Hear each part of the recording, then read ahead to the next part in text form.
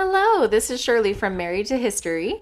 We're bringing you this bonus episode today. This is just a conversation that Christopher and I had after recording our last episode, episode 50, about Churchill and World War II.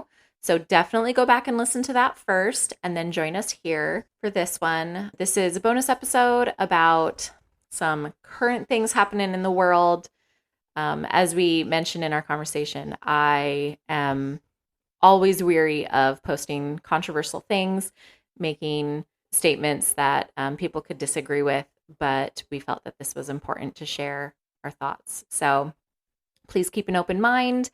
And if you have any factual things to share with us, corrections, we are always open to that. We're always open to learning and discussion. And yeah, as long as we're all respectful, then we can learn together. So thank you. Enjoy.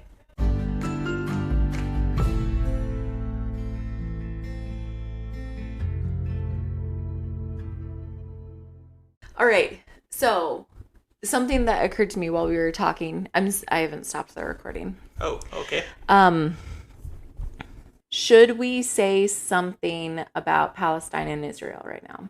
We could.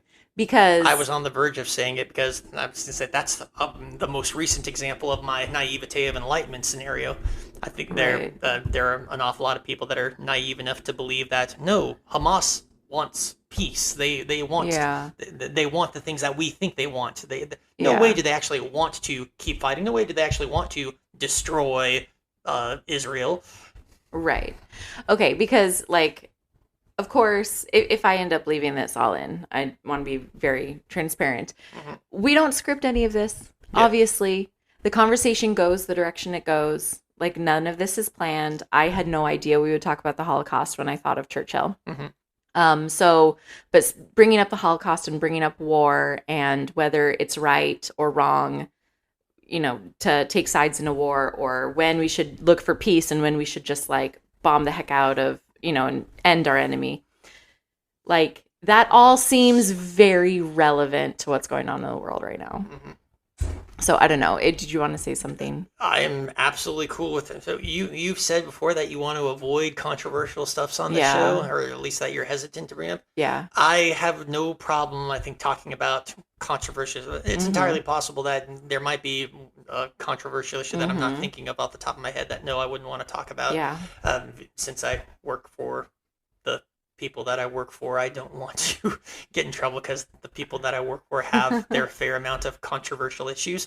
Right. But something like what's going on in Israel and Palestine, I would not be ashamed of anything that I said. If I found out that something I said was an error, then I'd be happy to hear the evidence and then apologize for whatever it was I was saying. But to the best of my knowledge, the information that I have is accurate, or at least fairly arguable. And I would hate it. I would be very upset if somebody fired me or launched a campaign to fire me from my job because of the things that I would say. But I understand that is unfortunately the way that the world works today. Yeah. Okay. So do you want to make a statement about how we feel about what's going on? That's up to you. Well, did you want to talk about it, or did you just want one of us to make a statement? Make a statement. Okay. All right.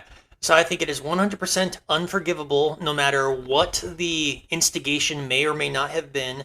It is 100% unforgivable or justifiable, shall I say, for Hamas to have done what it did on October 6th. I'm not sure if I remember the day right. What day it was. So the deliberate targeting of civilians, especially outside of a military target or nowhere near a military target, there is no excuse for that. The Geneva Convention has a rule against that, specifically to coerce people into don't do this thing, this is bad. All the nations, or at least that got to the Geneva Convention, agree that this is bad, you don't do this thing. And Hamas, I think, has very clearly stated that they don't care about that, they have no intention to abide by that. Yeah. So, they're a terrorist group. Yeah, I believe that they are a legitimate terrorist group. I know that there are some people that claim that Israel deserves this, but again, I want to say, okay, I know that there are lots of rumors and truths even about what Israel supposedly is or is not responsible for that has happened in Gaza to the people of Palestine. Regardless, even if some of the most heinous of the rumors that I've heard are actually true and Israel is guilty of some of these things, that does not excuse reacting in this particular way. Now, some people are making the same argument that, from the other direction, from the other direction, that what Hamas did does not excuse Israel doing what it's doing. But I want to point out that Israel is not doing what most of those people think it is doing. I often put it to people whenever this conundrum comes up to ask them like this: all right, so would you agree with me that if there's a bad guy with a gun and a good guy with a gun, and the bad guy is threatening to shoot the good guy with a gun, or even if the good guy is threatening to shoot the bad guy with a gun, both of them are justified in self-defense shooting at one another? So I should rephrase that. Pretend that neither of them is bad nor good. You got two guys, both with guns, they're threatening each other. Both of them are justified in shooting at one another. Okay. It's unfortunate that it got to that point. It's unfortunate, yeah. So I've said this before. People say, like, I've seen this sticker before, why do we kill people who kill people to show that killing people is wrong? And I think that's foolish. We don't. We execute people who murder people to show that murdering people is wrong. And yes, I know there's some people that are going to say that's semantics, but that's ridiculous. Well, yeah, but I see that. But at its whenever I brought that up, I've always said that at its best, killing is unfortunate. At its absolute best, killing is unfortunate. All right, so we've established that. All right, if two guys are shooting at each other, they're justified in killing one another because they're under attack. All right, well, now suppose that one guy is a bad guy who intends to do bad things. The other guy is a good guy, and he wants to defend people from bad things. Who is justified in shooting at one another? The bad guy because he wants to do bad things, or the good guy who wants to stop the bad guy from doing bad things? Well, if you look at superheroes, they would say... I'm doing this purely as a theoretical. Well, we should side with the good guy. I would think the good guy. All right. Now, let us say that the bad guy takes a hostage and is hiding behind the hostage. Is the good guy now justified in shooting at the bad guy anyway? The good guy, to be a good guy, would find any way possible to not harm the hostage. Okay, I agree with you on that. Perfectly understandable. Now, let me add something to this experiment. Suppose the bad guy is hiding behind a hostage and he is shooting at other people behind the good guy. Is the good guy now justified in shooting even if he risks hitting that hostage, or should he still not shoot back? Yeah, it's risk versus benefit analysis. It is. Yeah. And a lot of people will say that, they'll just throw out the legitimacy of that argument because it's not nice. And I'm going to agree with you. Yeah, it's not nice, but you can't throw out the legitimacy of something just because it's not nice. The fact remains that bad guy hiding behind the hostage, or hiding behind the civilian, whatever the case might be, is going to continue to do bad things, knowing that good guy is not allowed to shoot back at him, or good guy is not allowed to do anything with him, or at least not without severe penalties on himself. And that is absolutely what is happening in the Israel-Hamas war. It has been happening between Israel and Hamas for the last 20 years at least. Right. Hamas has purposefully built its military institutions, its leadership industries, underneath and around and amidst places where there are heavy civilian populations. They do this on purpose because of two reasons. One, I think it's fair to say because they do this, that they obviously don't care about the people in Gaza. Another evidence that they don't care about the people in Gaza is that they seize the vast majority of the aid that comes into Gaza and don't give it to the people. Right. That complicates things. Yes, like I remember I saw a video of, I think it was the Netherlands maybe, or maybe it was Sweden, gave them a whole bunch of piping to help them build sewer systems because they have bad water, bad sanitation conditions. Yeah. And there are videos of Hamas taking the pipes, cutting them up to make rockets. Yeah, how are we supposed to help the people if Hamas is in charge? So yes, it is obvious that to me that Hamas does not truly care about their people and sees them only as indeed the asset that they are, in that every time one of them gets killed, the rest of the world, because of that naivete of enlightenment and thinking that, there's no way that Hamas could not really care about their people. And there's no way for that. And they know that then Israel is going to get blamed for being the bad guys. Like, look at them. They're taking out civilians. They don't care of anything. And the other part of that, or another part of that, is that Israel, we know that they do call these places ahead of time and warn the civilians, get out. We have video of people. We have audio recordings. I remember a thing Hamas itself put out to show how bad Israel was. They were doing interviews with children that had to evacuate their homes. One of the kids in the video that Hamas itself put out said that they called us to warn us to get out. Right, but Hamas didn't call anybody and warn them, hey, don't go to that concert. Right.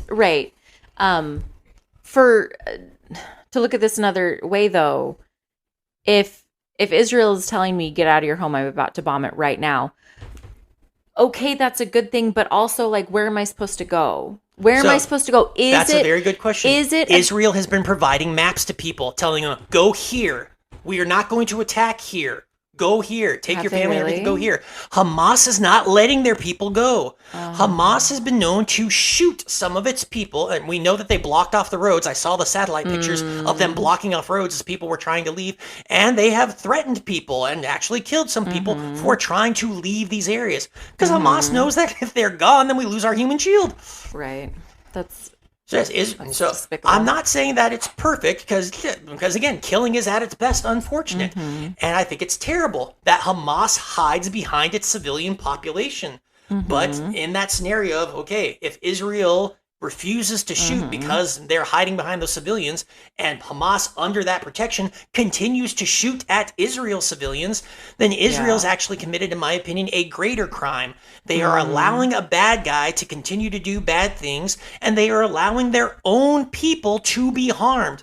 The number one responsibility, I think, of any government anywhere in the world is to allow no harm to come to their people. Right. So not only is Israel not doing its job if it lets Hamas continue to do this, but Hamas is actively not doing its job by hiding behind its people. Right. Behind and underneath its people. Yeah. Okay.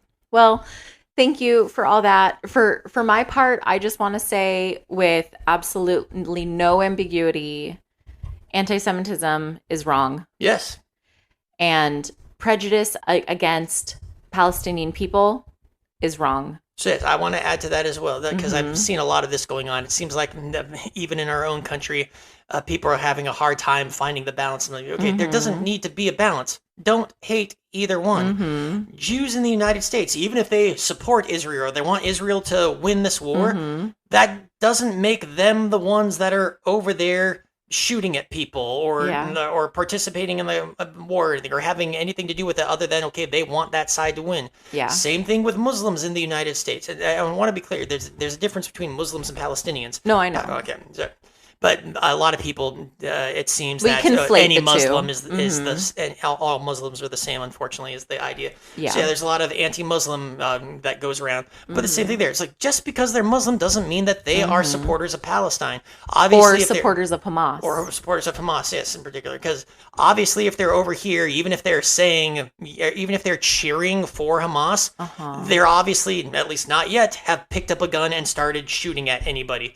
If they do that in the United States, by all means, throw them, whether they be Jew or a Muslim or whatever, then yeah, if anybody does that in the United States, throw them in jail. But they're not, until they do that, you can't just assume they're all on the same side. And even if they do want one side to prevail over the other, they have that right. Just like you have the right to think that they are evil for choosing the side that they do, they have the right to choose the side that they do. And until they violate law, you cannot, until they violate law, it is wrong for you to seek some form of, and people are going to love this word, social justice against them. Right. When a mob goes after somebody to intimidate them, to get them to change their view on something of that nature, that is a form of social justice, or some people call it mob justice or mob mentality. Right. And for my final thing, I just want to say that I have not researched it enough. I don't have any skin in the game. I cannot say with 100% certainty and confidence that the government of Israel is 100% moral in everything they're doing in this war. And since I have no skin in the game, I don't need to pick a side and make a statement on that. And most people who are having these philosophical discussions don't either. So it's very interesting to see all this play out from an American perspective, talking with other people in America in Europe that have no skin in the game, but we are getting very passionate about which side is right and which side is wrong and which side is evil and which side is good. So I want to add to that. You're, of course, perfectly justified in your decision to have no skin in the game. But the no skin in the game argument has an inherent danger to it. What happens when the day eventually comes that your skin is in the game? Right. Maybe even put there against your wishes. Right. The United States didn't have skin in the game in World War II, and then it was brought to us. And that brings us back to our topic for today. It's scary, and I don't know what to do about it. I don't know what to say about it. I think that's very, very, very fair. Yeah, it's no matter at its best, it's a scary situation. Yeah. Well, hopefully the conflict ends soon with as little loss of life as possible. I hope so as well. I would add to that, and hopefully it'll end in such a way as to prevent or future conflict. There was another word that I was going to use. But yes, to prevent such a thing from coming to light again. Absolutely. All right. Well, Happy that was deep. We'll see if this gets included in the episode. I dare say make that its own thing. Maybe not even an episode, just a thing if you want to. If you want to throw a podcast out on a bonus episode. On a very obvious tangent. Well, because we could talk about more. Like, we can talk about the history of what has become the Hamas versus Israel battle. I'm familiar with the history. You're familiar enough with it.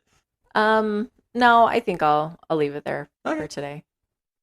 So I appreciate. I'm not saying today, but like at a future time, we could do an episode on that because that would be history without going into politics. That's true. Even though it happened after the 50s, I'm familiar with the story. Okay. Well, I'm comfortable leaving it just like this. I appreciate your perspective and your knowledge. And that's all for today. Okay, bye. Bye-bye.